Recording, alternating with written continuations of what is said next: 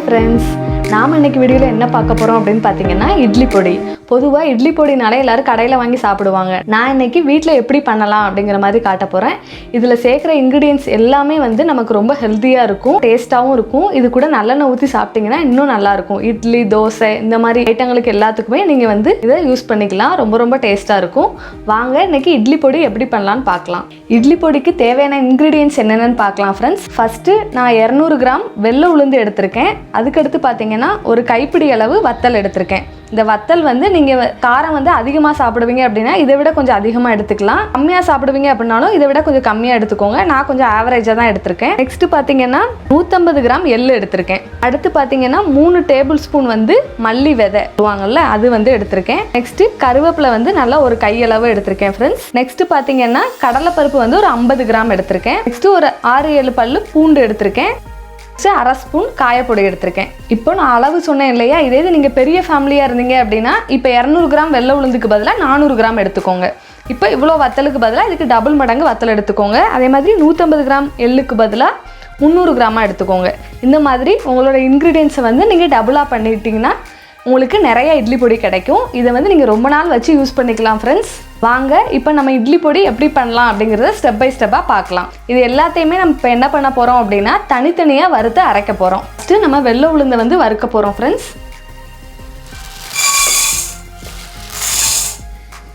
அதே மாதிரி இன்னொன்று முக்கியமான ஸ்டெப் என்னென்னு பார்த்தீங்கன்னா, இட்லி பொடி பண்ணும்போது அடுப்பை வந்து எப்போவுமே சிம்லேயே வச்சுக்கோங்க. கூட்டி வச்சிட்டிங்க அப்படின்னா அதோட டேஸ்ட்டே கெட்டு போயிடும். இன்னொன்று கரிஞ்சு போகிறதுக்கும் வாய்ப்பு இருக்குது. அதனால் நீங்கள் எது வறுக்கும்போது, உளுந்து வறுக்கும்போது மட்டும் இல்லை, எள்ளு அப்புறம் வத்தல், மல்லி இந்த மாதிரி எல்லாத்தையும் வறுக்கும் போதுமே நீங்கள் வந்து அடுப்பை வந்து லோ ஃப்ளேமில் தான் வச்சுக்கணும். இது ரொம்ப முக்கியமான ஒரு ஸ்டெப்பு. இப்போ நம்ம உளுந்தை வந்து வறுத்துக்கலாம். அதே மாதிரி உளுந்து வந்து ஒரு 2 நிமிஷம் வறுபடட்டும்.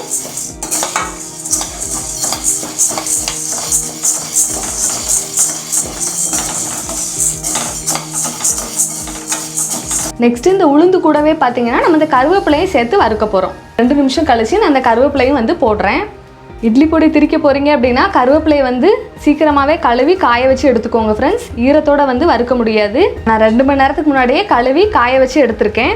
உளுந்து பொன்னிறம் ஆகிற வரை நம்ம வறுக்க போகிறோம். அதே மாதிரி கருவேப்பிலையும் பார்த்தீங்கன்னா கிறிஸ்பி ஆகணும். நீங்கள் உளுந்து வறுக்கும் போதே இந்த கருவேப்பிலை கிறிஸ்பி ஆகிடும். அதனால் நம்ம உளுந்து வந்து பொன்னிறம் ஆகிற வரை வறுத்துக்கலாம். உளுந்து பார்த்தீங்கன்னா பொன்னிறம் ஆகிக்கிட்டே வருது ஃப்ரெண்ட்ஸ். இன்னும் கொஞ்சம் வறுத்தா போதும். உளுந்து வறுக்கிறதுக்கு மட்டும் கொஞ்சம் டைம் ஆகும். அதே மாதிரி கருவேப்பிலையும் பார்த்தீங்கன்னா நான் இப்போ காட்டுறேன் உங்களுக்கு. இந்த மாதிரி கிறிஸ்பி உடைச்சா பாருங்கள், இந்த மாதிரி வருது. இந்த மாதிரி ஆகிடும். இந்த பதத்துக்கு வரணும். உளுந்தோட வாசனையே பயங்கரமாக இருக்குது ஃப்ரெண்ட்ஸ்.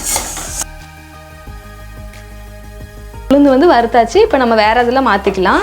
அடுத்ததான் நம்ம கடலைப்பருப்பு வறுக்க போகிறோம் ஃப்ரெண்ட்ஸ். இதுவும் வந்து கொஞ்சம் பொன்னிறம் ஆகிற வரைக்கும் நம்ம வறுக்கணும். உளுந்துக்கு தான் கொஞ்சம் டைம் எடுக்கும். கடலைப்பருப்பு ஈஸியாக வந்து பொன்னிறம் ஆகிடும். இப்போ நம்ம கடலைப்பருப்பை வறுத்துக்கலாம். அதே மாதிரி அடுப்பை வந்து லோ ஃப்ளேமில் தான் இருக்கணும். ஹை ஃப்ளேமில் வைக்கவே வைக்காதீங்க.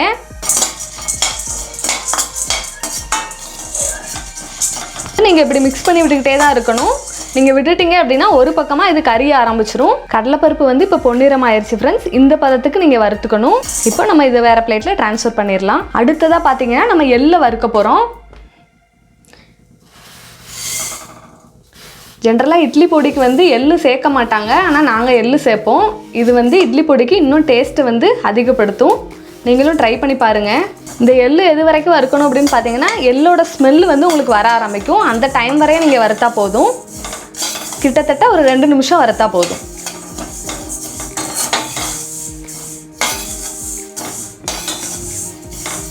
வந்து இப்போ வறுத்தாச்சு. எள்ளு வந்து நீங்கள் ரொம்ப டைம் எடுத்து வறுக்கணும்னு இல்லை, ஒரு 2 நிமிஷம் வறுத்தா போதும். இது வேறு பிளேட்டில் ட்ரான்ஸ்ஃபர் பண்ணிக்கலாம். அடுத்ததாக பார்த்தீங்கன்னா நம்ம வத்தல் வறுக்க போகிறோம் ஃப்ரெண்ட்ஸ். இதையும் நீங்கள் ரொம்ப டைம் எடுத்து வறுக்கணும்னு இல்லை, ரொம்ப டைம் எடுத்து வறுத்தீங்க அப்படின்னா உங்களுக்கு கமர ஆரம்பிச்சிரும். ஜஸ்ட்டு ஹீட் ஆகிற வரைக்கும் வறுத்தா போதும். இப்போது வத்தல் வறுத்தாச்சு ஃப்ரெண்ட்ஸ். இதையும் நம்ம வேறு பிளேட்டுக்கு ட்ரான்ஸ்ஃபர் பண்ணி எடுத்துக்கலாம். கடைசியாக நம்ம வறுக்க போகிறது என்னென்னு பார்த்தீங்கன்னா இந்த மல்லி விதை தான். மல்லி விதையும் பார்த்தீங்கன்னா வாசனை வர்ற வரைக்கும் வறுத்தா போதும். அவ்வளோதான் ஃப்ரெண்ட்ஸ், மல்லியும் நம்ம வறுத்தாச்சு. இப்போது எல்லாமே நல்லா வறுத்து ரெடி பண்ணியாச்சு. வீடே அவ்வளோ வாசனையாக இருக்குது. இது நல்லா ஆறட்டும். அதுக்கப்புறம் நம்ம இதை வந்து மிக்ஸி ஜாரில் மாற்றி அரைச்சிக்கலாம். மிக்ஸி ஜாரில் இதை நம்ம எப்படி அரைக்க போகிறோம் அப்படின்னு பார்த்தீங்கன்னா எல்லாத்தையுமே கொஞ்சம் கொஞ்சமாக போட்டு ஃபஸ்ட்டு அரைக்கணும் ஃப்ரெண்ட்ஸ். அதாவது ஒவ்வொரு பேட்சாக. இப்போ வத்தல் கொஞ்சம் பார்க்க போகிறேன் அப்படின்னா வத்தலில் கொஞ்சம், அப்புறம் எள்ளில் கொஞ்சம், உளுந்தில் கொஞ்சம், கடலைப்பருப்பில் கொஞ்சம், பூண்டில் ஒரு 2 பல், அப்புறம் மல்லியில் கொஞ்சம். இந்த மாதிரி நம்ம ஒவ்வொரு பேட்சஸாக தான் அரைக்க போகிறோம். இதை வந்து ஒரு 2 பேட்சாக நம்ம அரைக்க போகிறோம். மிக்ஸி ஜார் எடுத்துக்கோங்க ஃப்ரெண்ட்ஸ். இது எல்லாத்தையும் நம்ம கொஞ்சம் கொஞ்சமாக போட்டு அரைக்க போகிறோம். இதில் பாதி வத்தல், அதே மாதிரி இதில் எள்ளு இதையும் வந்து பாதியாக போட்டுக்கலாம். அதே மாதிரி உளுந்தில் வந்து பாதி, உளுந்தும் கருவேப்பிலையும் வச்சுருக்கோம்ல அதில் பாதி போட்டுக்கலாம். பார்த்திங்கன்னா இந்த கடலைப்பருப்பு இதுலேயும் பாதி போட்டுப்போம். இது எல்லாமே நல்லா ஆறிடுச்சு, அதனால் நான் கையிலே எடுத்து போட்டுக்கிறேன். பார்த்திங்கன்னா வந்து ஒரு 7 பல் கிட்ட பூண்டு வச்சுருக்கேன். நீங்கள் இதை உரிக்க தேவையில்லை, முழுசாகவே போட்டால் போதும். ஃபஸ்ட்டு ஒரு 4 பல் பூண்டு போட்டுடுறேன். இது மாதிரி மல்லி விதை இதுலேயும் கொஞ்சம் பாதி எடுத்து மிக்ஸி ஜாரில் போடுறேன். நெக்ஸ்ட்டு பார்த்திங்கன்னா கொஞ்சமாக நம்ம காயப்பொடியை சேர்த்துக்கலாம். இப்போது நம்ம கொஞ்சமாக உப்பு போட்டுக்கலாம் ஃப்ரெண்ட்ஸ். அவ்வளோதான் போட்டிருக்கேன். இப்போ நம்ம ஒரு பேட்சாக இதை ஃபஸ்ட்டு அரைச்சி எடுத்துடலாம். வந்து மிக்சியில் நல்லா சுத்த விடுங்க. ஃபஸ்ட்டு பேட்சை வந்து அரைச்சி எடுத்தாச்சு ஃப்ரெண்ட்ஸ். இங்கே பாருங்கள், இந்த மாதிரி அரைச்சி எடுத்துக்கணும். இப்போது அடுத்த பேட்ச் நம்ம போடுறோம். ஒரு நல்ல அகலமான பாத்திரத்தில் வந்து இதை கொட்டி வச்சுக்கலாம். கொஞ்சம் ஆறணும்.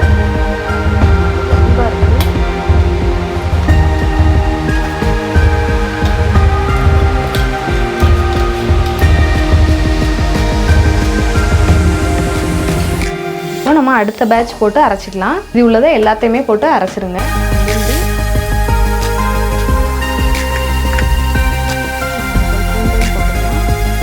மீதி இருக்கிற காயப்பொடி கடைசியில் இந்த பேட்சுக்கு தேவையான கொஞ்சமாக உப்பு ஆட் பண்ணிக்கோங்க. இப்போது இதை அரைக்க போகிறோம். அரைக்கையில் அப்பப்போ ஓப்பன் பண்ணி விட்டுட்டு இந்த மாதிரி ஒரு ஸ்பூனை வச்சு நல்லா அடியில் கிண்டிக்கோங்க. ஏன்னா எள்ளு நம்ம சேர்த்துருக்கிறதுனால இதை வந்து கொஞ்சம் ஒட்டிகிட்டு இருக்கும். அதனால் அப்பப்போ மிக்ஸி ஜாரை திறந்து இந்த மாதிரி ஸ்பூனை வச்சு வந்து விட்டுக்கோங்க. இப்போ நம்ம இதை நல்லா நைஸாக திரிக்கணும். 2 பேட்சஸாக அரைச்சாச்சு. ஆல்ரெடி திரிச்சு வச்சது இப்படி இருக்குது. இதில் கட்டி கட்டியாக இருக்குதுன்னு நீங்கள் நினைக்க வேண்டாம். எள்ளு சேர்த்துருக்கிறதுனால இந்த மாதிரி வரும். நம்ம கடைசியாக கலந்து விட்டுக்கணும். இதை இப்போ அரைச்ச 2வது பேட்சையும் வந்து இது கூட சேர்த்துக்க போகிறோம்.